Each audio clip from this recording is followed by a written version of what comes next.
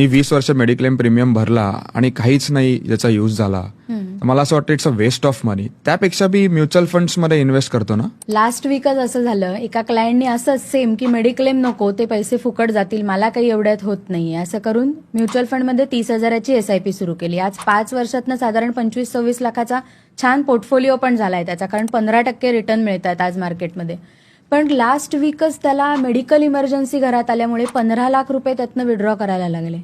मग आज या वेळेला त्याचा पोर्टफोलिओ टॉसवर गेला. मग आता जे कंपाऊंडिंग झालं असतं ते गेलं. जर इथे योग्य मेडिक्लेम असता त्याचा, तर मेडिक्लेम कंपनीने हे सगळे पैसे पे केले असते, त्याचा पोर्टफोलिओ कंटिन्यू राहिला असता.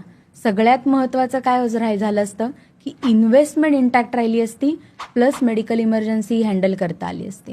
हीच वेळ जर आज आपल्यावर आली आणि इन्शुरन्स पॉलिसी नाहीये, तर मग हॉस्पिटलायझेशनची बिलं कशी भरणार आपण? म्हणजे पण आपले सेव्हिंग्ज हलवणार आणि फायनान्शियली 4-5 वर्ष मागे येणार.